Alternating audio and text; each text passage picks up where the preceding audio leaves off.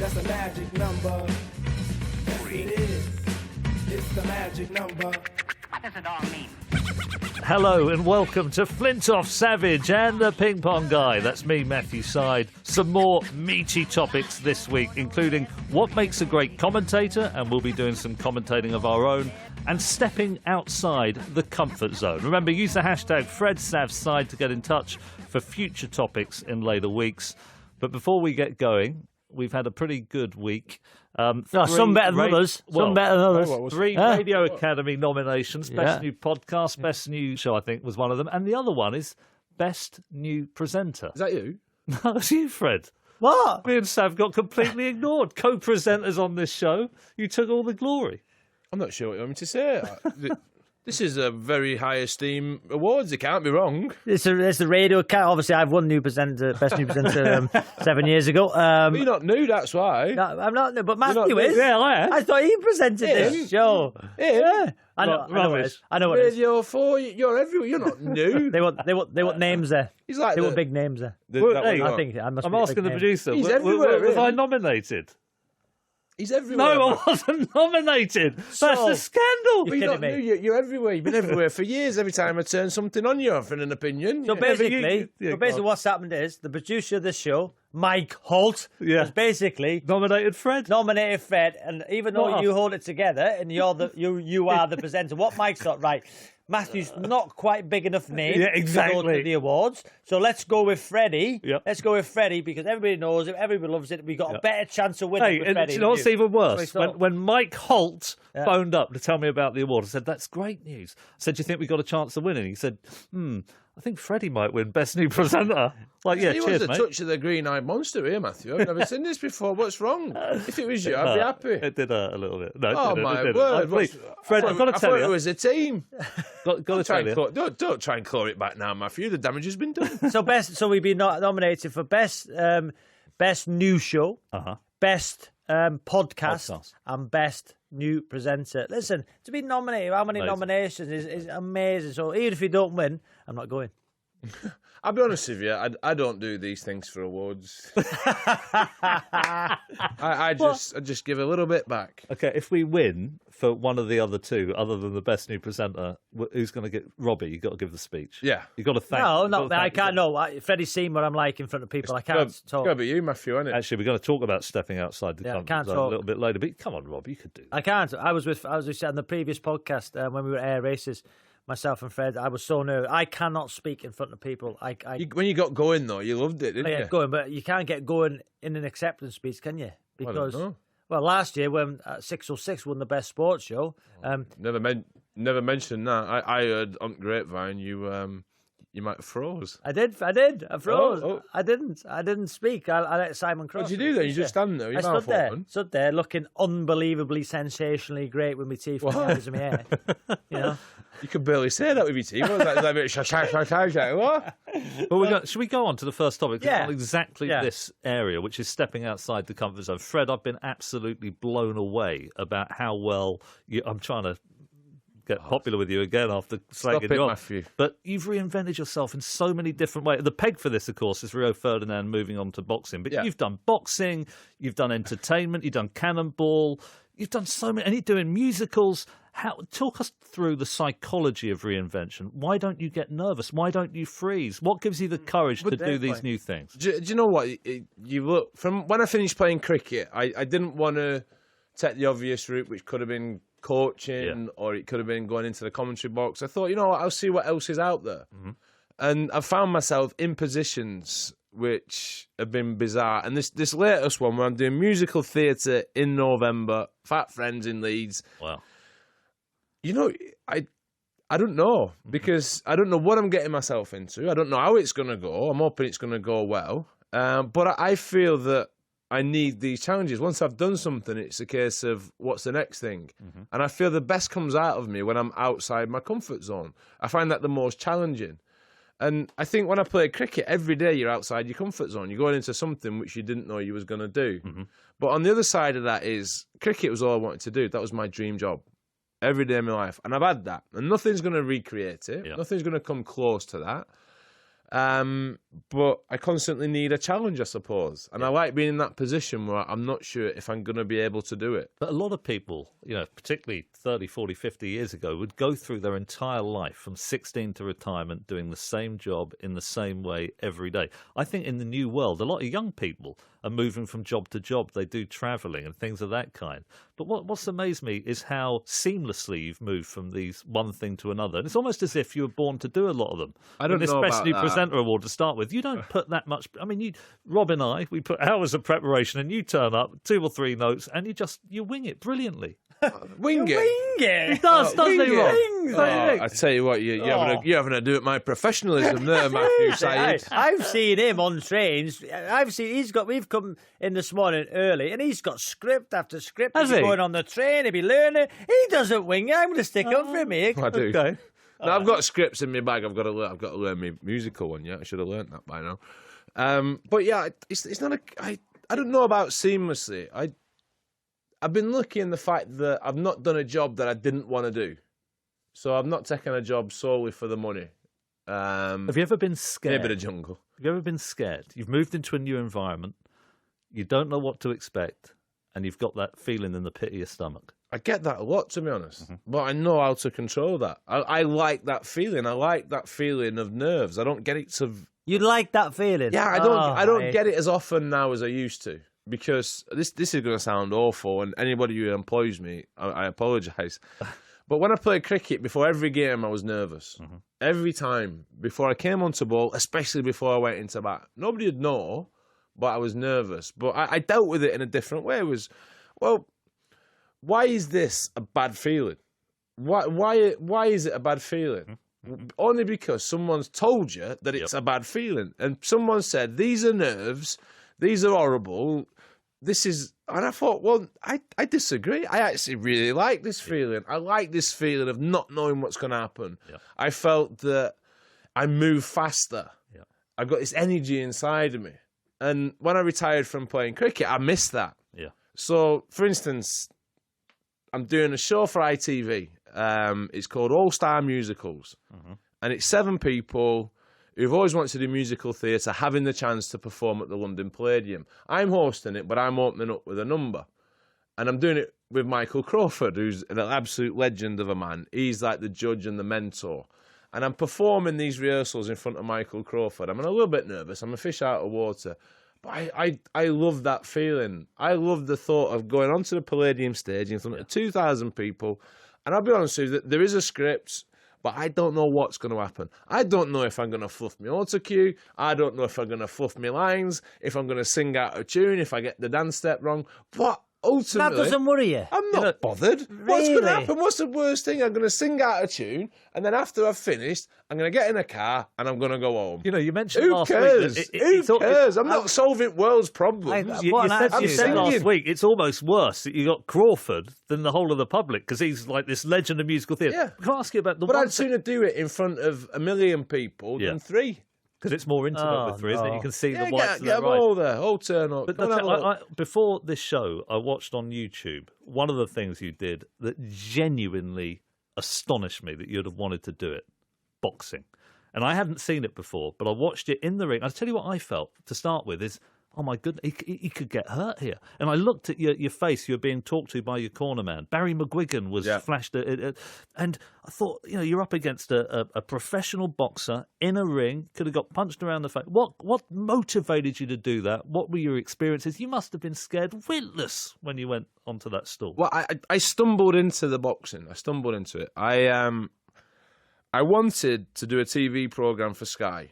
And I needed to do a show. I needed to come up with an idea. And my original one was wrestling. I wanted to wrestle The Undertaker at the Manchester Arena.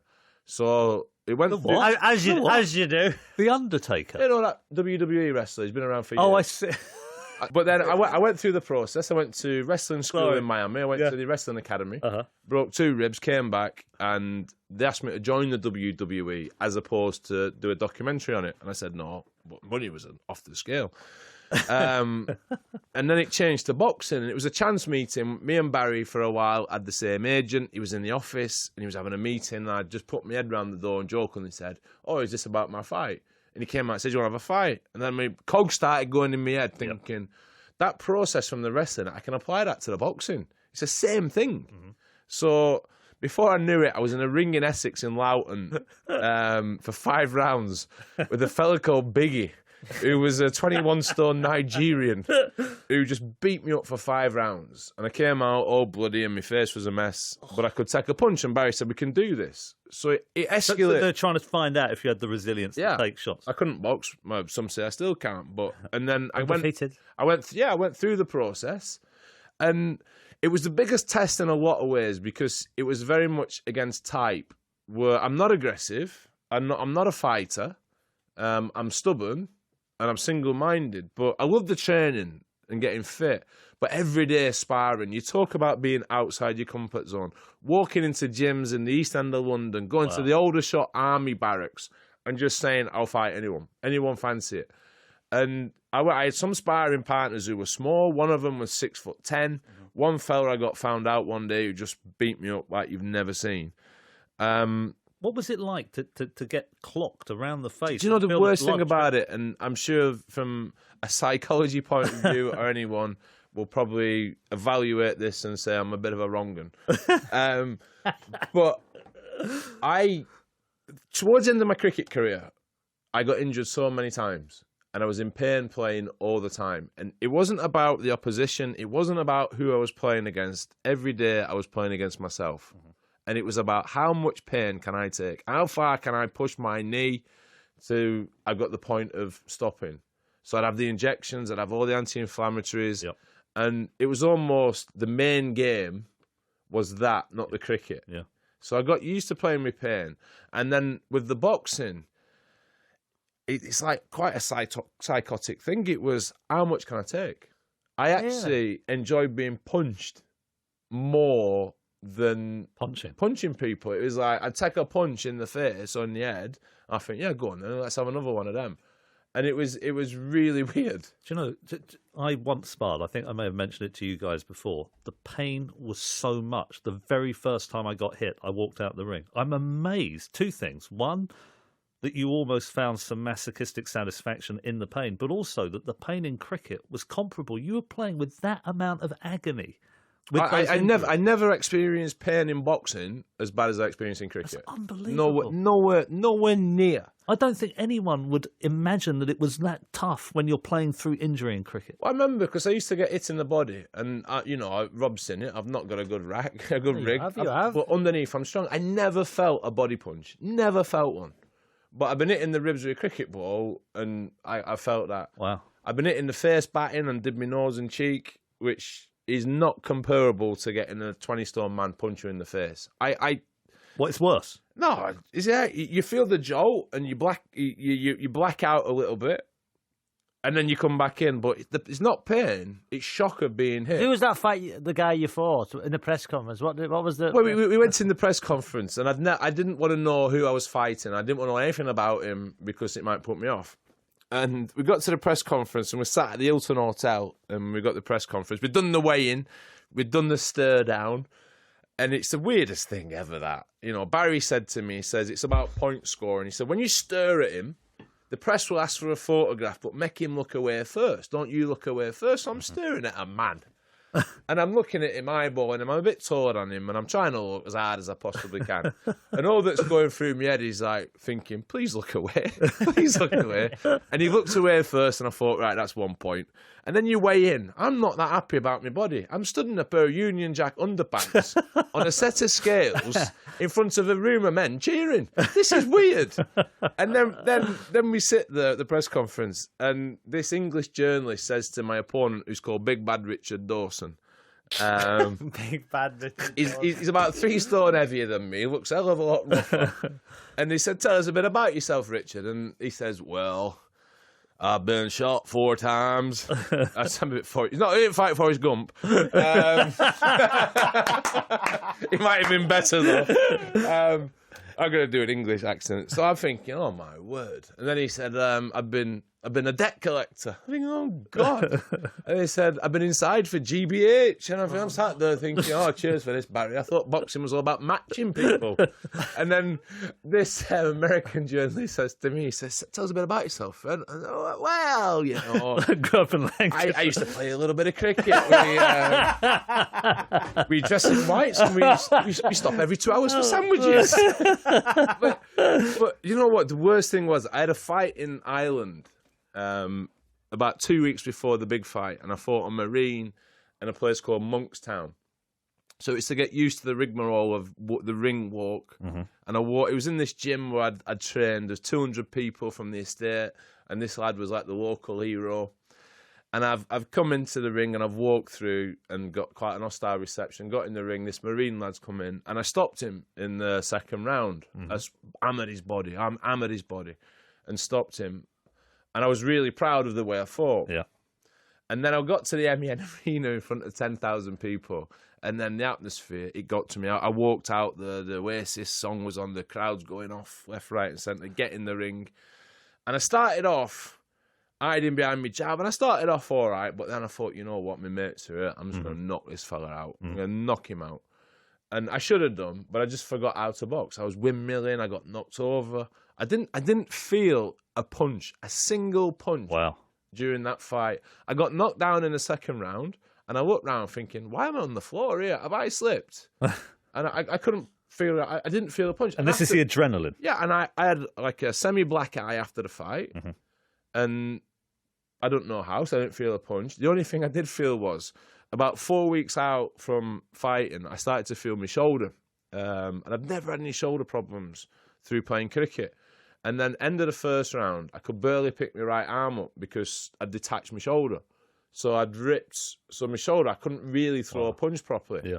And then after the fight, when the adrenaline had gone, my hand was in my pocket. I could not physically take my hand out of my pocket. I had my hand in my pocket all night. And then the next day, I went in for surgery. I had my shoulder stitched back and I had it fractured to regenerate it. But all through the fight, I barely felt it. I just couldn't use it. But you talk about pain, but, it was all right. You know, almost everything you've gone and done, there's been a risk, but it's been a risk to your ego, to your reputation. Am I going to fall flat on my face? That was a risk to your health, to your well-being. You could have taken a punch and you could have got brain damage. That's what worries me when people transition into boxing. What did your family say about that decision? I remember my mum said to me, I was living down south, and my mum would come for the weekend of the week, and we sat in the house and I was watching boxing on the TV, one of these fights on a Saturday night. And she turned around to me and said, "Oh, Andrew, I'm so pleased you didn't do that." And it was all been arranged. I said, "Oh, Mum, I've got something to tell you." And she was gutted. And she came to the fight, but she was crying. She didn't like it. Oh. And the missus, she was shouting and screaming on the sidelines. I don't know what possessed her. Really? But I look back at it, and the fight was fine, but every day getting up and going to... Do you know the worst thing was going to a gym every day knowing that you're going to spar someone better than you? Yeah. And you're going to get hit every day was the hardest thing. But I'm more nervous about doing musical theatre than boxing. I can't believe you're doing it, man. Why? How nerve-wracking it's going to be. Oh. People... I'm sure that KML, who's written it, and Nick Lloyd-Webber, who are doing the music, don't want to hear this. But what is the worst thing that can happen? Yeah. I'm not going to hurt myself. You can forget your words. You can stop just the show. Line. Yeah. Oh, no. But Robert, isn't that a brilliant adage? I mean, there's two I things wish I was like that. You know, just the boxing was fascinating, but you talked a bit earlier about the feeling you get in the pit of the stomach and the nerves, and saying, well, who cares? There's a line from Robbie Williams, who goes and plays to huge arenas, and he said, pressure isn't a problem, it's a privilege. It means you care. Embrace that feeling of nerves. I think that's incredibly powerful. Robbie, with your life, you're a footballer, you grew up in Wales, you had relatively narrow horizons in your footballing career. You're in a dressing room, you're on football pitches, but then you've transitioned. You're now a broadcaster. You won Best New Presenter 7 years ago at the Radio Academy Awards. You went on to Strictly Come Dancing. Tell us about what it's been like for you to reinvent yourself. What's the toughest thing you ever did? Strictly, there's no question, and I think it's a good talking point now in terms of it's just gone back on the TV. So I retired at 36, made the decision. I thought, right, you know, Strictly come calling. I thought, I can't dance. Never danced. Honestly, never danced. You're a bit of a mover, aren't you? You Not are. really. What, you play But- football. Yeah, but No, but you run around. Well, I don't and dance on You've the- got coordination. yeah, coordination. But for me, because I never danced, the odd occasion I danced, I would feel that when a song come on, I would be all right. I could dance a little bit. I could move a little bit, but in front of people. And, What about your wedding? What about your first dance at your wedding? What was that? Come back to me on that one. Oh, I think it was She's the One, Robbie Williams. She's the one. But then that's fine because I'd have a few beers or a few glasses of wine. I didn't drink beer, and then Before Strictly? no, when I was dancing, I used to do that before cricket. and I would get a bit of confidence. But the thought of me dancing in front of a crowd, in front of even in training, was the worst thing I could do. But to be fair, the best thing's ever done. But for you, I think it's amazing because one, Strictly Come Dancing, is that what it's called? Just Strictly these days, gets 9 million viewers. Yeah. But also as well, as a risk for Robbie Savage to do, is massive because of the perception that people thought of you. To put yourself out there, I feel probably with my reputation, I can get away with things a little bit more than you. But you was putting everything on the line. I put everything on the line. I thought, right, how am I going to approach this? Right, so I thought there's one or two ways. Do I go as the Robbie? I'm not talking myself in third person, as the Robbie who was rash, who was brash, who was big mouthed, who was having a massive opinion. Do I portray myself as the footballer on Strictly, or do I portray myself as me? Yep. Because and I thought, right, what have I got to lose? I'm going to portray myself as me, the quiet, insecure, nervous guy who would like to sit in the corner rather than be centre stage. Yeah. And that's the way I went about it, and it worked really well for me. And that's not because I put it on, because that's who I am. And to go through it, so training would be every day for 8 hours a day. You would learn your routine. You'd go down to London on the Thursday. You would go in the studio. You'd rehearse. Even the rehearsal, I was a bag of nerves on every occasion. And then the first episode of Strictly, the nerves are just Off the incredible. scale. Was it worse than having a cup final at Wembley? Incredible. So you just think this now. So you think, even though the worst bit for me, never mind the 9 million people watching at home, was your partner who had Ollie, was fantastic.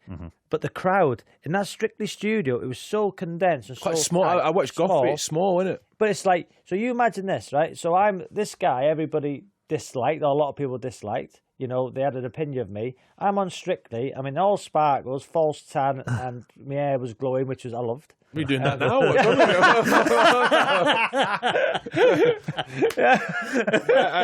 Where's this going, Rob? I was very insecure, Matthew, about my body. You know, You looked Really? good on that, didn't you? What do you mean? insecure In what Why about did my you do body. that photograph with just your hands on your nuts on a chair? But that was after Strictly. That was for great. to launch a campaign for testicular cancer. I've just done a campaign for loose women about because I was the type of character that when you get, I'm going off subject a little bit, but it relates to Strictly, that when you're growing up in a dressing room and all these physical athletes. Yeah, when all these physical specimens, when you're getting changed, and I was the skinny one, I was called Ribs at school. I was telling Freddie. The opposite. I was called Sticky Back. Ribs. I was telling Freddie in the car, I was called Ribs. I was so skinny. My knees were bigger than the legs, where my knees were bigger than my thighs, and it was horrible. So to go on Strictly, but even before I knew I was doing Strictly, I had to go and hit the gym, hammer the gym, which was never me because I couldn't put weight on. And I was thinking, I've got to go on the TV, wear tight stuff, and my body's not good. So all these things go in your head before you do Strictly, because you see them now, they're all ripped, they're athletes. And so I've just done this campaign for loose women, basically, taking my top off at 42, 43 years of age. I'm happy now where I am. I've worked quite hard to get in this situation, but that was for me mentally because I was so insecure about my body. But it was brilliant though, because I remember watching it, and Did you know each other at the time? Not really, no. I think we've met once or twice, and then you have an opinion on people. And then there was a moment actually where I thought, no, he's a good lad, this lad. No, because do you know when you was getting voted off? I remember watching it, or you was in the dance off. Yeah. And then they were talking about the two dances, and And you just said, he's better. Yeah, he was better. He's so much better. Where what are these people are like building it up, trying to beg for votes and doing this like this signal and where you was just honest. He was But better. I think everyone appreciated that. Yeah, you got to understand that I wasn't good at dancing at all, and for me to do that, Did you enjoy the technical side of it? He's better than Michael Vaughan. He was like an ironing board. I got to week 10, he got to week 9. So, but Matthew, you talked about comfort zone. So I was going back to, so the music would start, you'd walk up the stairs backstage, then you'd get introduced. But I thought... And presumably backstage you got the sound man, the floor manager, you're surrounded by people. Yeah. But then my thought process, being me, is that when you go up the stairs backstage and you get introduced, and now coming onto the Robbie and Ola, my thought process, nobody knows who I am. Nobody knows who I am. Insecurity. Yeah, nobody knows who I am. Will people know me? Do you feed off the crowd? I feed off the crowd, yeah, but not in football, but not in Strictly. Afterwards, when I had a standing ovation a couple of times in my early dances, yeah, it was amazing because I achieved it. I've done it. I got rid of my insecurities. But, you know, I didn't think people would know who I was. When I was announced on Strictly, even when you do the launch show, you know, you got all these people outside the BBC, and I'm walking there thinking, you know, will people know who I am? And even when you meet the other contestants, I was on with Russell Grant, Harry Judd, Holly Valance, Chelsea Healy, Jason Donovan. Jason Donovan? Yeah, Jason Donovan. Yeah. I was Nancy. Joseph? Yeah, Nancy Delolio. I was on with, you know... Scott of Neighbours? Yeah. Oh, my word. Love Fantastic people who were big names, and I'm there. Wasn't Dan Lobb in Dan Lobb, yeah. Big name. You just said Nancy Delaglio. Delolio. Brilliant. What a lovely lady. I've met her a couple of times. Lovely lady. She's nice, isn't she? My thing was, when you meet these people in the first time, I'm thinking, they won't know who I am. So that was in my head from the first and foremost. And then when you're actually dancing, you learn your routine, and then you'll be watching the other contestants dance, and you're standing there thinking, right, it's me soon, it's me. Have I forgot my moves?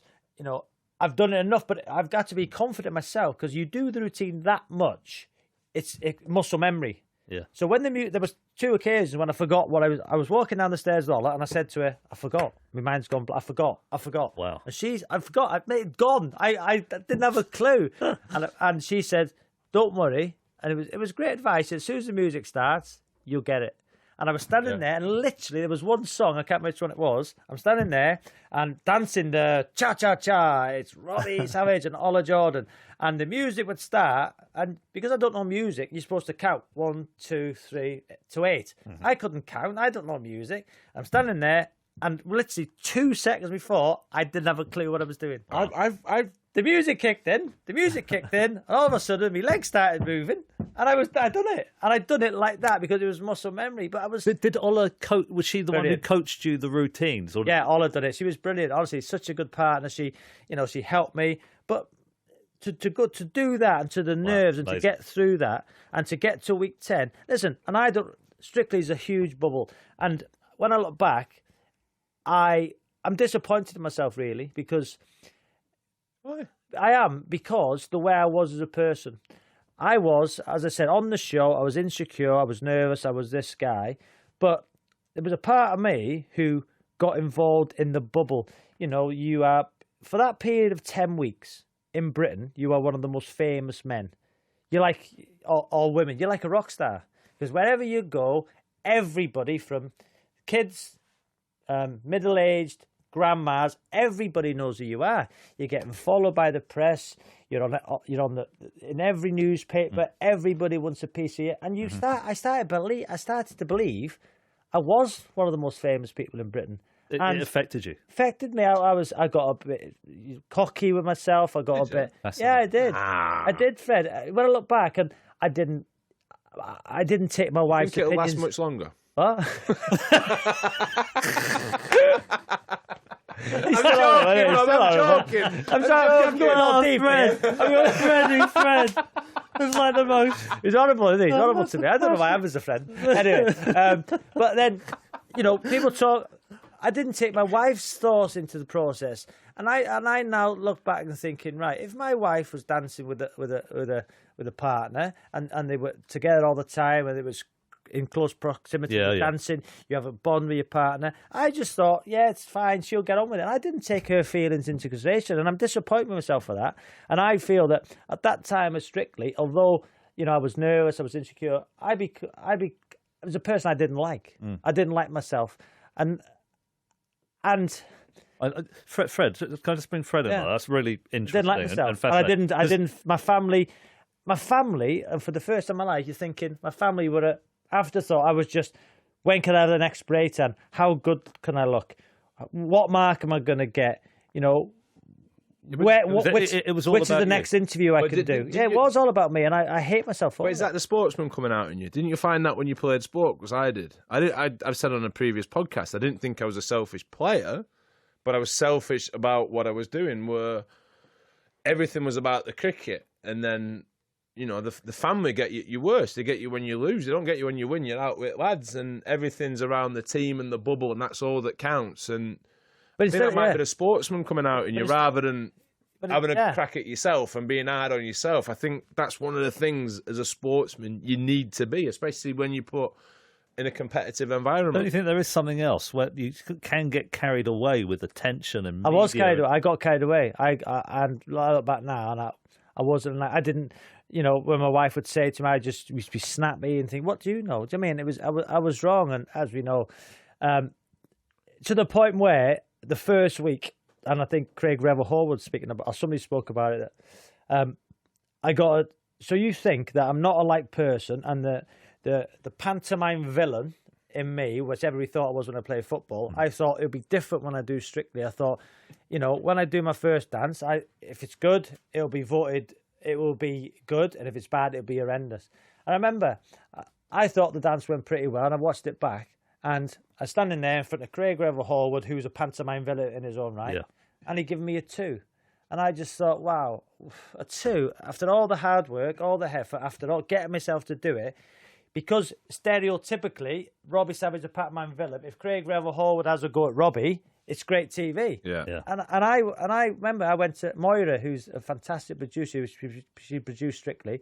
I went into her office afterwards, and I was crying my eyes out. Really? I was crying my eyes out because the emotion got inside me, and I thought, right, I'm not going to get embarrassed every week. I don't want to have a spat with Craig because that's not me. On a football pitch, I'd have gone toe to toe with him. But now I'm out of my comfort zone. I'm in a different environment. I'm Robbie the person, not Robbie the footballer. Yeah, I'm not going to go back at him. So I took it on the chin, and it hurt me, massively hurt me, all the nasty things being said. And then it was in the paper, I'm rubbish. And I thought, here we go again. And I cried my eyes out, and I said, listen, I want to leave. For week 1, I said, I want to leave. I don't want to do it. And she convinced me to stay.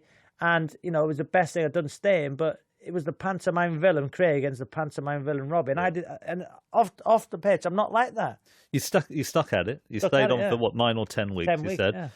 Did you get into punditry, commentary, and those things post Strictly, or were you already doing that before you went on Strictly? Doing it before, yeah. 606 before my Daily Mirror column. Other things. Before. Okay, but you're probably bigger now in terms of the popular culture than you were at the time you did Strictly. So you're famous. I've left the studios Not here. famous. You're pretty famous. You're not famous. People Not ask famous. for selfies when I've been with you. I saw a I'm not paparazzi famous. outside No, here I don't one think time. I'm famous. Of course you are. You're famous. We're not Actually, I gonna want to get into a ask. row about who's Hey, famous. Freddie, Trust me, Robbie, you are. Yeah, Freddie, you're probably more famous. I want to know how do you say that to him. mitigate? How do you now you said that you got carried away with it and you became narcissistic and it was all about you. How do each of you make sure that you remain who you really are, your integrity as human beings, when you are getting people asking for your autographs all the time? I think I got caught up in it a little bit younger. After 2005, around that time, I think I got caught up in it. Mm-hmm. And now, I think do you know what? The people you surround yourself with, where we live, because I live somewhere, everyone knows us. Yeah. So, and then you go to new places, and I'm always a little bit, on guard.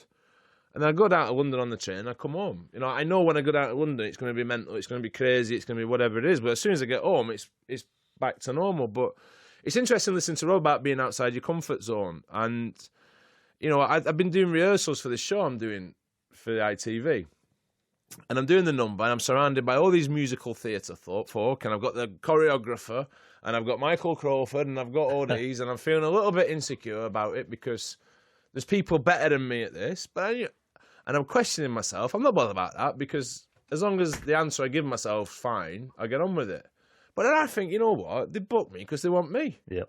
You know, and I watched a couple of other people doing the rehearsals in the performance, and they're far better. And they're giving it all this master of the house and all that, and going all through the actions. I think, yeah, that's really good. Yeah, I think. But the one thing you aren't, you're not me. Yeah. But I can only give what I can do. Yeah. An honest opinion. This is great because I think they booked me because somebody else couldn't do it. That's how I think. You're a substitute. That's what I think. You're a massive booking. Yeah, but no. See, this is where I wish I was like him. Because I was an average Premier League. I wasn't even a top footballer. So why are people booking me? I feel that a better player, a better person's pulled out. Therefore, I'm got the gig. Well, also as well, I've got a couple of mottos. Yeah. Go on. Right? If you're going to be bad, be confident. Yeah. And I'll be always sure I'll be confident. And if it's rubbish, be funny. Yeah. And mine is. They're good, them. Mine are. My mum. It's nice to be important, but it's more important to be nice. Nice. Yeah, I love that. You should start using that. I'm joking, Rob. I'm really am. Horrible. Stop it. Matthew, when have you been outside your comfort zone? So, just listening to Robbie, you think to yourself, I wasn't the top footballer in the country. Why are they inviting me to go on Strictly? Think about what it's like for a ping pong player. Getting to the end of my career, late 20s, beginning to go downhill, realising I can't cut it at an international level. I get a column at the Times, but I'm only writing once a month. I'm a freelancer, getting 200 quid a column, and I'm lucky if I get in the paper. So 12 articles a year. I'm not a journalist. I'm no longer a table tennis player. What am I going to do with my life? You've got an education, aren't you? So that's a big advantage for sure, having been to Oxford. But then every now and again I write a column, and I've never said this before, I don't think to anybody, possibly my wife. I'd get invited onto the Today programme, or I'd get invited onto Sports Week, which is a 5 Live show at the weekend, quite a sort of high-profile show. And I'm thinking, why am I on this? I'm not a journalist. I'm an ex-ping pong player. And I was very, very nervous, frighteningly nervous. I'd get to the studio and I really struggled to deliver the lines. You know, your voice becomes a bit quavery, you dry up. So the second time I went on, I took a can of beer in with me in like a laptop case. This is absolute truth. And I went to the bath. This is at Television Centre. Went into one of the bathrooms, had a beer, sort of calmed my nerves, went on to the Today programme, delivered the interview, did it again for Sports Week. And I thought to myself, actually, the alcohol's making me feel a bit more relaxed. You know, it's enabling me to be myself. But I started relying on it if I was having interviews. You and me both, Matthew. So you know what I'm talking about, Fred, right? I do, yes. But I realised this couldn't carry on, that this was a terrible way to be living, and that I needed to overcome my nerves if I was going to be able to transition properly into the media. So one day I thought, how am I going to get used to being in front of a group of people? It could be in a studio. Every now and again I was being asked to give speeches to sports clubs, you know, very low profile at that point. So I joined a club in Richmond called Riverside Communicators. It was me, a couple of middle-aged women, a couple of middle managers from a retail bank, and we'd go into this room and we'd deliver speeches to each other.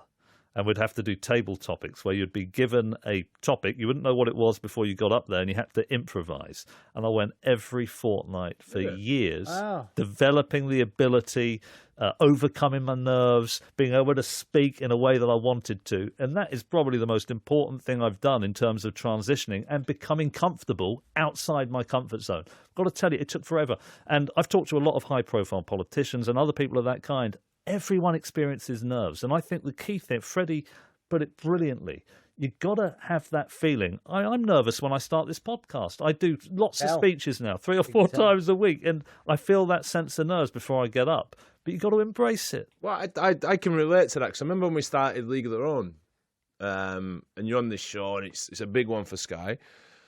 I used to drink so much before we went on to overcome nerves. Yeah. And then that became the norm in most of the things you do. You'd have a glass of wine, and it'd be a bottle of wine, and it'd be a bit more. Yeah. I got the dosage wrong a couple of times on the own. Not quite sure what the last round was. But now, obviously, a non-drinker. And that's been a massive step in the fact that you just do things. Just get on with it. Who cares? You know, ultimately, let's be honest. We do a podcast here. You look at what I'm doing on TV. You look at what Rob's done Strictly, and it doesn't matter. Yeah. Does it really matter? No. And then this is where I'd hate to get to. I would hate to get to. I'd be so disappointed in myself because I've worked with people and they talk about TV and they talk about theatre or they talk about radio, like they're solving the world's problems. We're just here to try and entertain someone, really. And that is all we're doing. We're all we're doing. Well, that I think, psychologically, when you're about to do something under pressure, you inevitably think of what could go wrong. And you start to think of the worst-case scenario. You know, if I lose in the Olympics or whatever, I could lose my lottery funding and I'll have to move out of my flat, or I'm on Strictly, I fall flat on my face, I'm a laughing stock, I can never work again. And in your mind, your emotions are going haywire. I think it's such a useful thing to say, what is the worst that could actually happen? My mum and dad will still love me, still be married. The people who I care about won't hold it against me. And that actually gives you a bit of reassurance to go and deliver. Having said that, though, Rob Key, you know Keezy, he said to me, because I keep saying what I'm doing. I love. Do you play cricket for Ken? Yeah, Ken England, people probably won't know who he is. And we did a bit of commentary this year, and he said to me the other day, he said, I can't wait. He said, when you fall flat on your face, I want to be there. But in the nicest possible But you actually did fall over doing that Elvis impersonation, but who cares? Do you know what? I know for a fact that I'm living on a crest at the minute, and I've done all these things, and I've got away with them. There'll be something where I'm going to get found out, and it'll happen, and I'll laugh.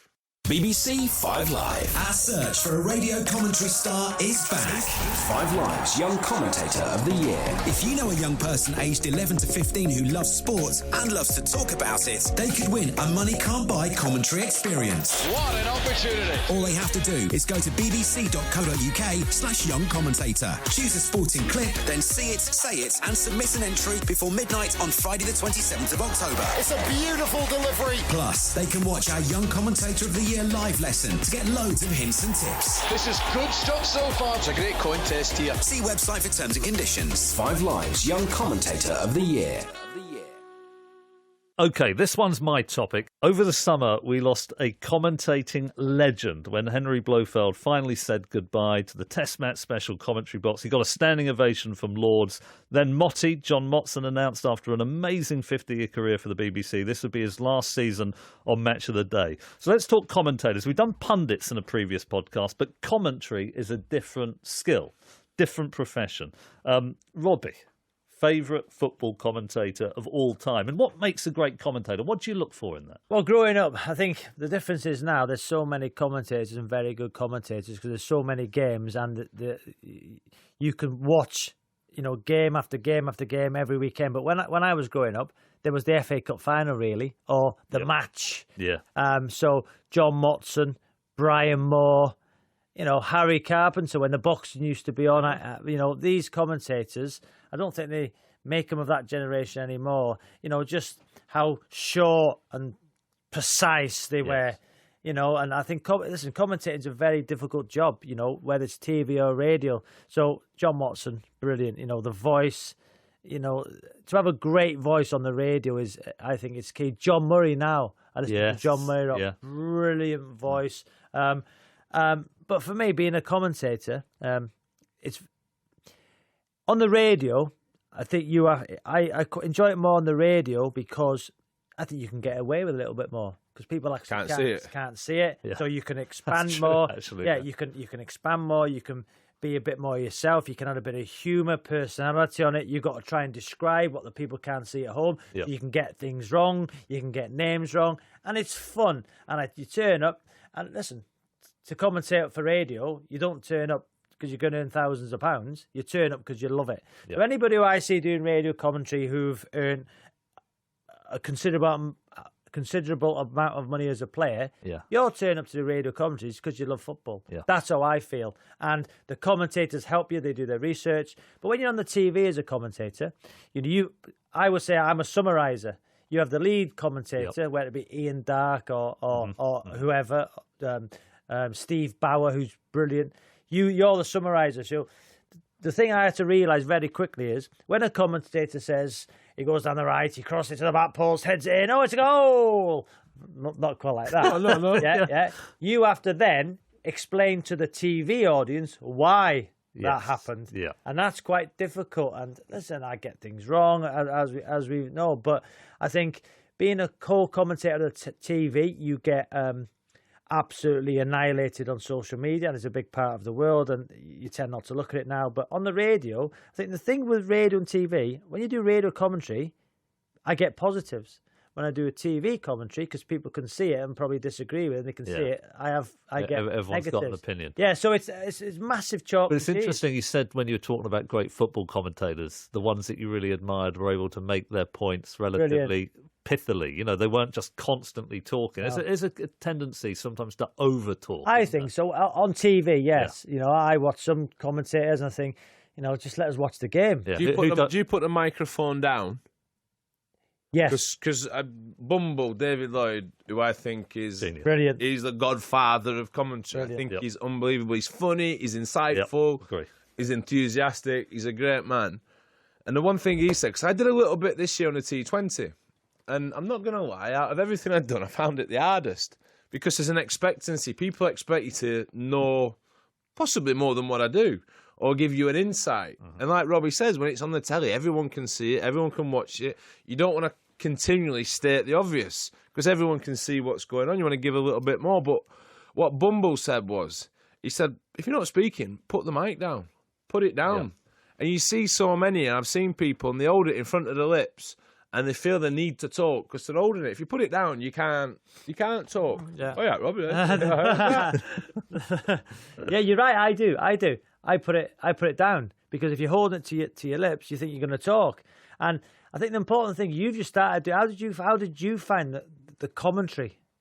I found it hard because I enjoy watching cricket, but I don't necessarily want to talk about it while I'm watching. For me, I find it quite relaxing to watch. And the problem with doing 2020 cricket is essentially all the games are the same. Yeah. All right? They start off with a bang, it quietens down, then it ends with a bang.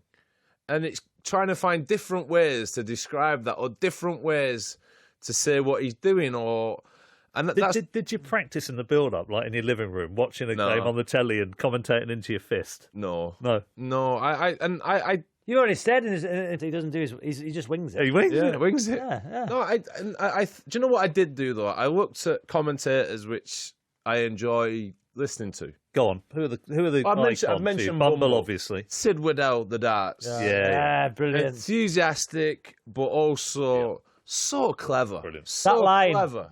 No need to put the kettle on. It's boiling in here tonight. He had better ones than that. Yeah, but I like that one. That was just all right. That was his worst one. No, that's good. That's good. That was a good one. And he is brilliant, isn't he? Sid Waddell. Yeah, brilliant. My mate Rob Key helped me so much. I think Rob Key's brilliant. And then you get the more straight ones like Nasser Hussain. I think he's become a very good commentator. He's very insightful in what he's saying. So too is my mate Mike Atherton. So it's taking all these different things. Blowers, I never think I'm going to be a blowers, am I? Yeah. And good job for radio, because he just makes it up, doesn't he? Oh, my dear old thing, there's a bus going past. He's not a bus, he's just saying that. We know you are, Henry. By his own admission, he'd say that. He's brilliant. But you take bits of everyone and then try and come up with a style of doing it. And for me, my role was just to add a bit of fun, try and add some fun to the coverage, or try and add some enthusiasm, try and sell the game, because I feel commentators sometimes focus so much on the negatives. Yeah. And that is the easiest thing to do. Everyone can criticise, everyone can say that was a bad shot, he's got a bad technique, but you got to sell the game. Yeah. That's what we're there for. Who are your favourite? Do you think to be a commentator, Matthew, you have to have a cliched line? So I'm listening to Martin Tyler's good.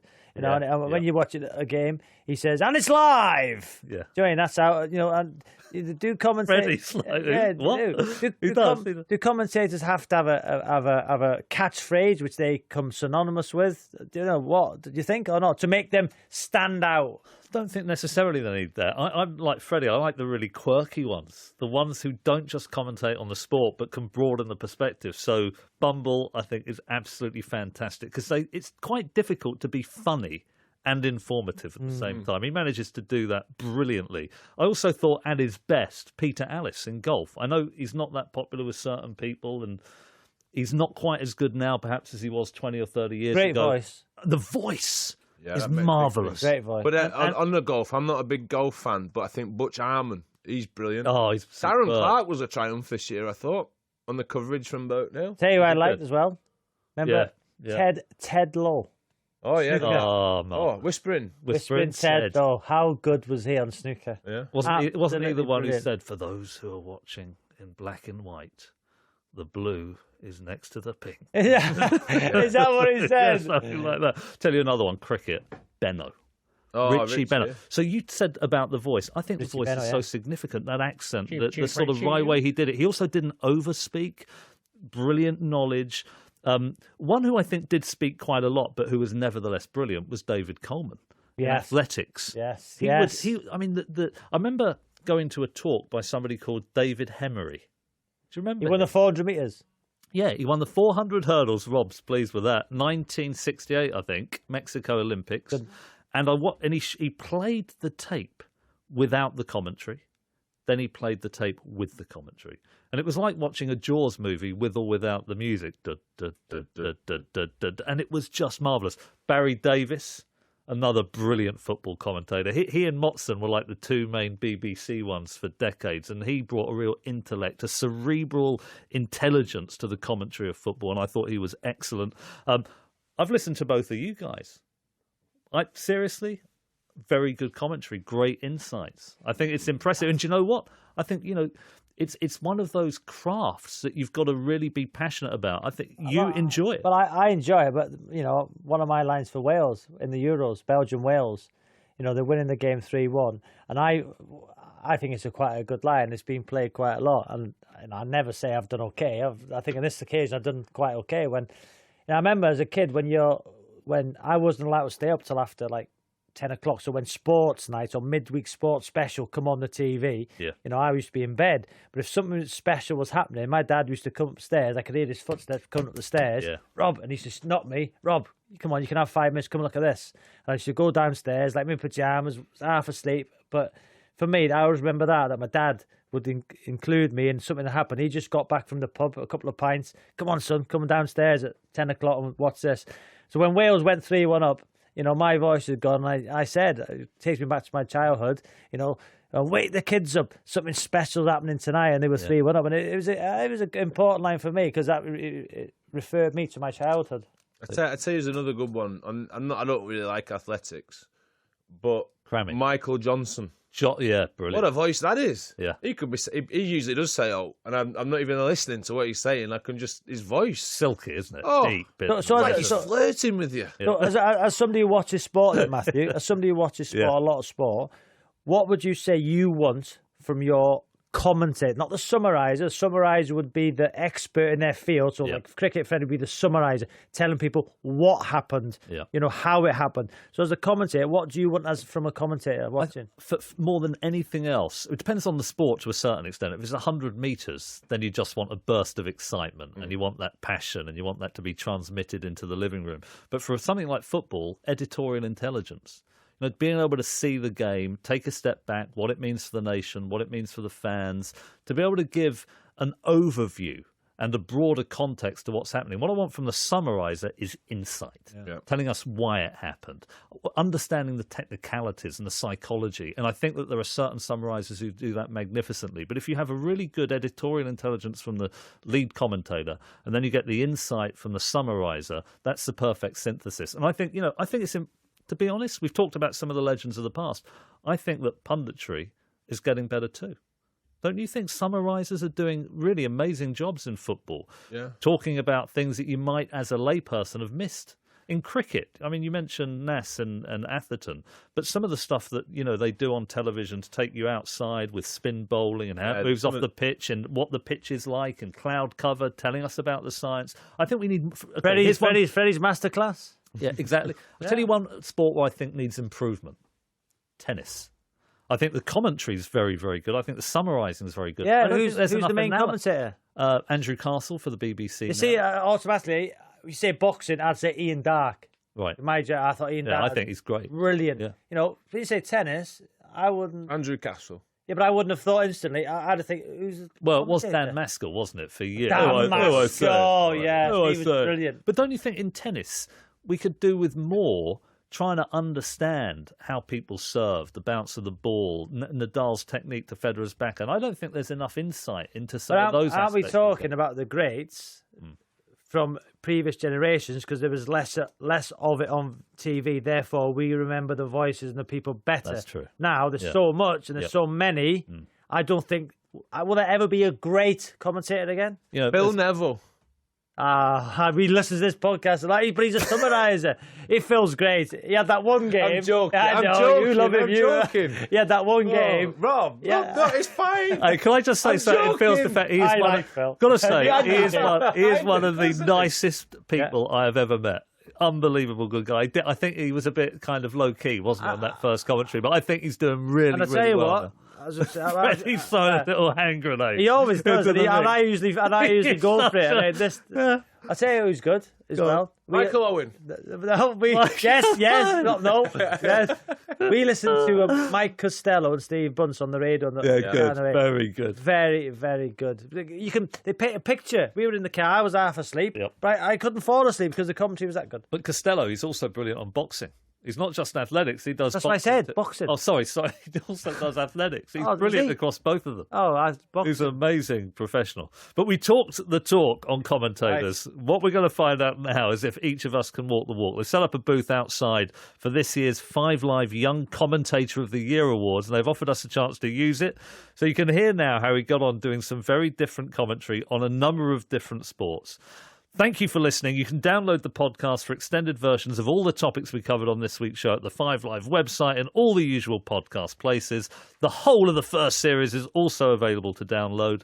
Please use the hashtag FredSavSide to get in touch through the week. If you could leave a review on iTunes and give us a rating, that would be really appreciated. We'll be back next week at the same time. But for now, from all of us, goodbye. Andy Murray, Wimbledon, he's looking tired, glances up at the spectators, all in white against the green badge. Advantage Murray. Djokovic waiting for the return of serve, a momentous moment in the history of this sport.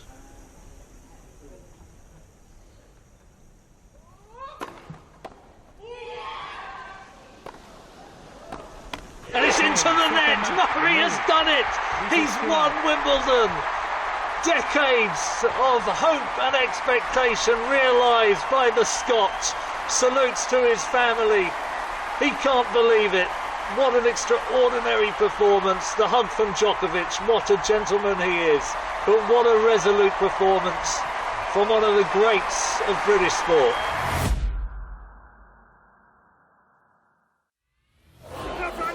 Wyn Jones gets it. Now, he spreads it wide. They got momentum. George North carries it. Then it's Phillips out wide. And it's George North has appeared over there again. He's got it. He's slugging players off. Look at the atmosphere. Look at his emotion. George North is all over the park. The Welsh fans are going mad. His beer being spilt. He's getting hugged. Look at the size of him. Look at those muscles in that shirt. The atmosphere, it's going mad at the Millennium. The Principality, as it's called now, Wales with a try. Here we are, welcome to Arsenal, playing Aston Villa, score 0-0 with 39 minutes, played just 5 minutes half time. Here we go at the centre of the park, no idea who this man is, he spreads the ball out wide onto the left. Oh, beautiful first touch, takes it on the chest, taking on the number 21, cuts inside, beautiful through ball, cross comes, here he comes, he leaps high, the ball just bouncing, oh, it's a shot, it's in the goal! Arsenal score. 1-0 up. Theo Walcott with a volley rocketing into the back of the net. Oh, Berlin coming in for the cuddle too. The Emirates has nearly come alive. Arsene Wenger representing Arsenal looks like the woman off the Golden Girls, Margaret. Even he can crack a smile. Oh, I was going to say the crowd are going off, but this is the Emirates. They don't go off here. They just politely clap and just get ready for another prawn sandwich.